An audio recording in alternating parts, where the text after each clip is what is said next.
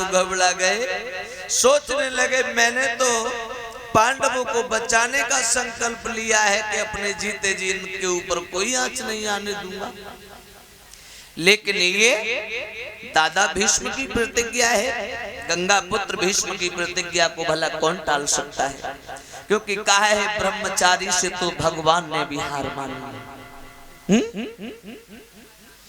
इधर आज भगवान कन्हैया घबरा गए, बुआ कुंती के पास में गए, कहने लगे बुआ अब मैं क्या करूं। कुंती कहने लगी क्या हुआ कृष्ण, तुम रो रहे हो। हाँ बुआ, आखिर बात क्या है। द्रौपदी भी पास में आ गई। कन्हैया ने जवाब दिया है बुआ, मैंने तुम्हारे पुत्रों को बचाने का संकल्प लिया था, मैंने ये आश्वासन दिया था कि जब तक मैं जिंदा रहेंगे तब तक तुम्हारे पुत्रों के ऊपर कोई आंच नहीं।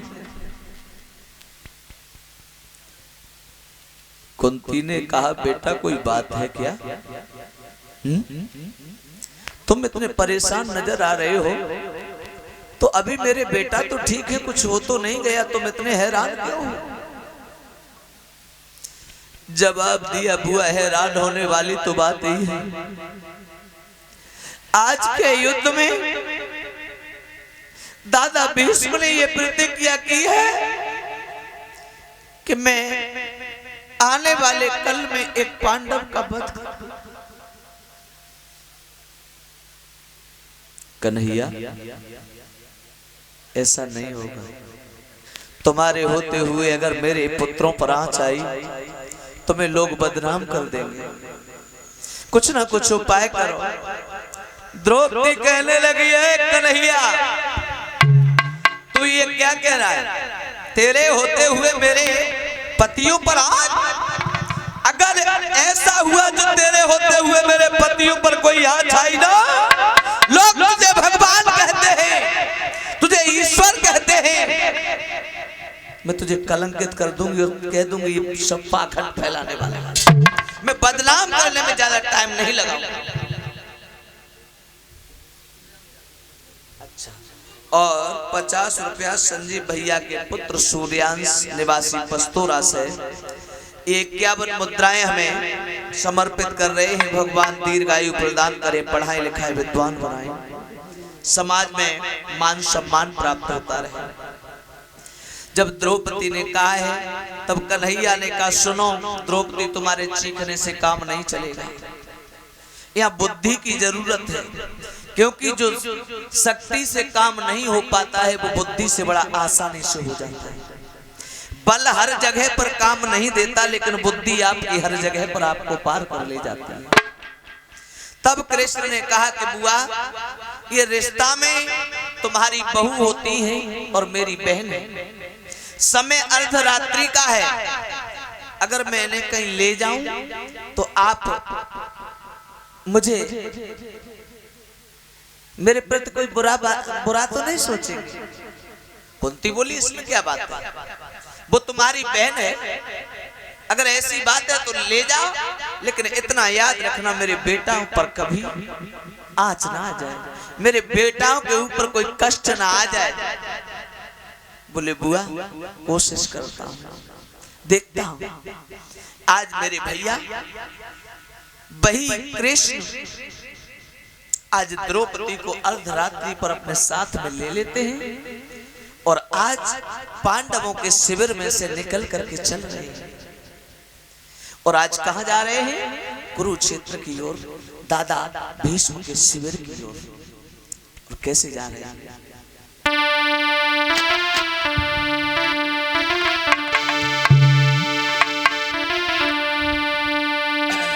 जब चलने लगे हैं, शिविर से बाहर हुए तो द्रौपदी धीरे धीरे चल रही है। कन्हैया बोले द्रौपदी, जब किसी के साथ में छल किया जाता है, चोरी की जाती है, तो तेरी तरह न चंत नई बहू न की तरह चल रही है। तो इतने हौले चलवे में काम नहीं बने हो, क्योंकि चोर का पैर उठता है सवाया, और तू ऐसे चल रही है। और जो चप्पल इतनी बढ़िया पहने जे पट्ट ही पट्ट मचाए रही है, सो जाके घरे चोरी करवे जाए बोए, वो दूध ही पहचान कर ले घर में चोर घुस गए।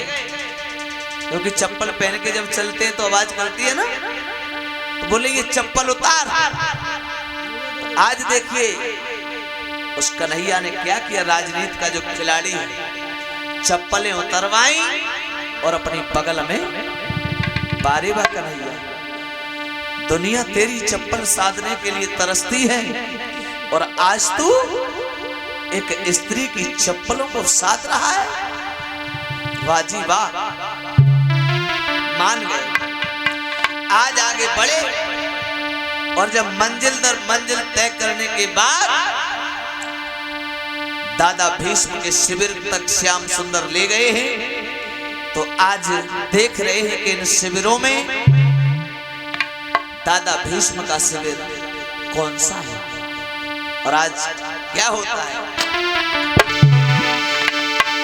कि लगाई रही कुरुक्षेत्र में फेरा, लगाई रही कुरुक्षेत्र में फेरा, लगाई रही कुरुक्षेत्र में फेरा, लगाई रही कुरुक्षेत्र में फेरा। दोनों लोग कृष्ण और द्रौपदी लगाई रही कुरुक्षेत्र में फेरा, लगाई रही कुरुक्षेत्र में फेरा, लगाई रही कुरुक्षेत्र में फेरा, लगाई रही कुरुक्षेत्र में फेरा। अरे चारों दिशा को देख रही है, अरे देख रही है, अरे चारों तरफ को देख रही है, देख रही है। और देखती है चहोरा, लगाई रही कुरुक्षेत्र में फेरा, लगाई रही कुरुक्षेत्र में फेरा, लगाई रही कुरुक्षेत्र में फेरा, लगाई रही कुरुक्षेत्र में फेरा, लगाई रही। चारों दिशा को देख रही है, और देखते है चौरा लगाए रही कुरुक्षेत्र में। चारों तरफ देखती जा रही है, कोई देख न ले, कोई देख न ले, कोई देख न ले, क्योंकि छल करने वाला है, चोर है, यही तो देखेगा कि कोई देख न ले। अब डरते जा रहे, आगे बढ़ते जा रहे, बढ़ते जा रहे, लेकिन शिविर के नजदीक जब पहुंचे तो क्या देखते हैं ये दोनों, अरे आसन मारे भीष्म जी बैठे, भीष्म जी बैठे, और ध्यान है प्रभु की ओरा, लगाई रही कुरुक्षेत्र में फेरा, लगाई रही कुरुक्षेत्र में फेरा, लगाई रही कुरुक्षेत्र में फेरा, लगाई रही कुरुक्षेत्र में फेरा। आसन मारे भीष्म ही बैठे, भीष्म ही बैठे, आसन मारे भीष्म ही बैठे, भीष्म ही बैठे। और ध्यान है प्रभु की ओरा, लगाई रही कुरुक्षेत्र में फेरा, लगाई रही कुरुक्षेत्र में फेरा, लगाई रही कुरुक्षेत्र में फेरा, लगाई रही कुरुक्षेत्र में फेरा।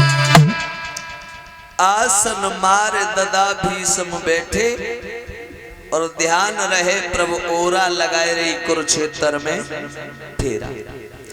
आज कन्हैया द्रौपदी को लेके वहां पहुंचे, तो दादा भीष्म आसन पर बैठे हैं और भगवान का भजन कर रहे हैं। देखिए एक बात बताऊं, महाभारत के ये दो पात्र ऐसे हैं, ये कभी सोए नहीं 18 दिन। एक द्रौपदी और एक दादा भीष्म, और इधर कन्हैया। ये सोए नहीं, क्योंकि कन्हैया रात में अपना गणित काटते हैं कि अगला सुबह होगा, युद्ध होगा, तो युद्ध में कौन जिताना है और कौन हराना है। और ये जो द्रौपदी है ये कोई साक्षात नहीं, वो कोई साधारण नहीं है, साक्षात देवी है। ये यज्ञ कुंड से इसका जन्म हुआ था। तो ये चरणों वाली जो पादिका थी, जो चप्पलें, ये दिव्य चप्पलें इसके साथ में आई थी। इधर कन्हैया लेके पहुंच गए और कई के सुनो द्रौपदी, दादा बैठे देखो वे आसन लगाए, मैं तो जाऊंगा ना तो मामला गड़बड़ है। तुम ऐसो करियो, तुम जइयो और जाए के चरणों में इनके माथो रख दियो, और सुनो तब तक सर को मत हटाना जब तक ये तुम्हें सौभाग्यवती होने का वरदान ना दे दे। और कछु बोलियो मती, न सब पोल खुली धरी है, अवाल नचकैया से बने घूमंगे हम, ता सुन लियो खूब कान खोल के। बोले एक कन्हैया तुम कैसी बात करते हो, तुम समझ आ रही हो मैं बात, 1 इंच उफान तू चल जाओ तब कहियो। बोले ठीक है तो जाओ। भैया द्रौपदी जाए रही है धीरे धीरे, और कन्हैया आज वे चप्पले सादे और बस शिविर के पास में छुप के खड़े हैं। अब जैसे द्रौपदी गई तो दादा भीष्म के चरणों में अपना मस्तक रख दिया है। दादा भीष्म ने क्या कहा, क्या कहा, हे शरण में पड़ने वाली बेटी, अरे हाथ उठाई कही है भीष्मनी, कही है भीष्मनी, और सुहाग बना रहे तेरा लगाई रही कुरुक्षेत्र में, तेरा लगाई रही कुरुक्षेत्र में फेरा लगाई रही, कुरुक्षेत्र में फेरा। अरे सिर पे हाथ धरी बाबा बोले, स्वर्ग बना रहे तेरा लगाई रही, कुरुक्षेत्र में तेरा लगाई रही, कुरुक्षेत्र में फेरा। लगाई रही कुरुक्षेत्र में,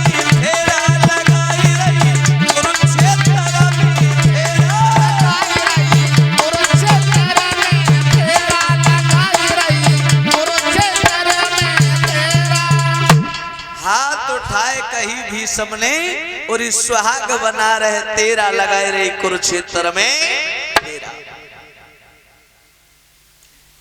ऐसे गाओ करो। और देखिए ये बालक वैसे आपके क्षेत्र का है, और हम लोगों का प्रयास ये रहेगा कि जितना जल्दी हो सके हम आपके इस क्षेत्र के लिए से जरूर छोड़ें, जल्दी से जल्दी। प्रयास यही है कि जितना जल्दी हो सकेगा, और हमें उम्मीद ही नहीं बल्कि पूर्ण विश्वास है। पढ़ाई लिखाई में भी ठीक है अपनी जगह, और वैसे भी तेज है, और हम चाहते हैं कि अगर कोई तेज बालक हमारे पास में आए तो वो जल्दी से जल्दी आगे बढ़े और अपना भी नाम रोशन करे, अपने क्षेत्र का नाम रोशन करे, साथ में हमारा भी हो जाएगा। तो हमारी यही इच्छा है कि आप विशेष ध्यान दिया करें और हमारा भरपूर सहयोग दो। गलत बोलोगे तभी तो सही बोलोगे, घबराते क्यों हो? जब गलती नहीं बोलोगे तो भैया सही कौन बोलेगा? तो आज ध्यान उसी बिंदु पर केंद्रित रखना। दादा भीष्म आज जब ये कह देते हैं कि जा मैं तुझे आशीर्वाद देता हूं, तेरा सुहाग अजर अमर बना रहे, और बाद में एक शब्द निकल गया, जब नहीं हटी है द्रौपदी तो बोली, वो दादा भीष्म बोले, अरे जा भानुमति, मैंने तुझे वरदान दिया कि तेरा पति अब अजर अमर हो गया, उसे कोई मारने वाला नहीं। और जो कही कि भानुमति है, द्रौपदी हटी पीछे और कही भानुमति नहीं, द्रौपदी द्रौपदी। बाबा के पैरों के तले जमीन खिसक गई। ये भाव का, मैंने बुलाई तो भानुमति, लेकिन जी द्रौपदी कहां से आएगी? कोल आओ है द्रौपदी को जहां तक। बेटा द्रौपदी, हाँ बाबा, वो एक बात बतावे। हाँ हाँ धोए। बोले का? बोल जी बता दे बेटा, वो ऐसो एडवोकेट तूने कौन सो करो, ऐसो वकील को तो मिलेगा जो तो जहां तक ले आओ। निक भाई बताए दे कहाँ है, अगर जहां को हो तो बुलाए ले। द्रौपदी कहने लगी, बाबा वो तो मैं तुम्हें बता दूंगी। बाबा बोले, तू और कैसे बाद में कहिए बेटा, लेकिन एक बात नहीं सुन ले। और कहा कहिए भगत जी, आगे भीतर बाई बुलाए की लइए और इस सलाह की रहे तेरा लगाई रही, कुरुक्षेत्र में तेरा लगाई रही, कुरुक्षेत्र में तेरा लगाई रही, कुरुक्षेत्र में तेरा।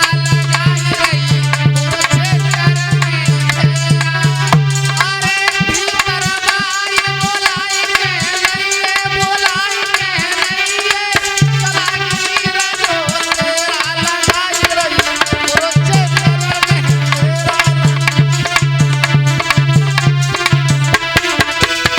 लगाई रही कुरुक्षेत्र में फेरा, लगाई रही कुरुक्षेत्र में फेरा। लगाई रही कुरुक्षेत्र में तेरा, लगाई रही कुरुक्षेत्र में तेरा। कहीं भीतर बाहे बुलाए के लिए जो सलाह की रहे तेरा, लगाए रही कुरुक्षेत्र में फेरा। द्रौपदी बोली, बाबा मैं भीतर बुलाए लाऊंगी और बाहर करे आऊंगी, मो तो तुम मुझे बताए दो। तुमने अबे तो मोती ये कही है कि बेटा तेरो सुहाग अजर अमर बनो रहे, और कल तुमने कहा कही कि मैं एक न एक पांडव को मौत के घाट उतार दूंगा। दुर्योधन कही का ना कही। द्रौपदी मैंने वो तो कही, तो जब तुमने इतनी बात कही तो वो इतनी और बताए दे, तुम्हारी बात अटल कल्लवाई रही कि अबे बारी रही। अबे कि तुमने वो वरदान दो है कि तेरे पति अजर अमर रहेगो, जा बात को निभाओगे या फिर तुम कल्लवाई निभाओगे? जो सो निभानो है सो बताओ।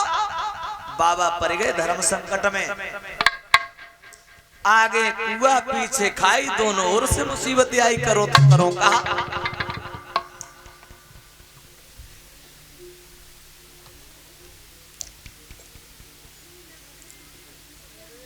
द्रौपदी सोच रही है कि बाबा अब कुछ मुंह में तो निकारी न रहे, सांस टंग सी गई न की का। बाबा बाबा मौन धारण करे। बाबा बोले, द्रौपदी अब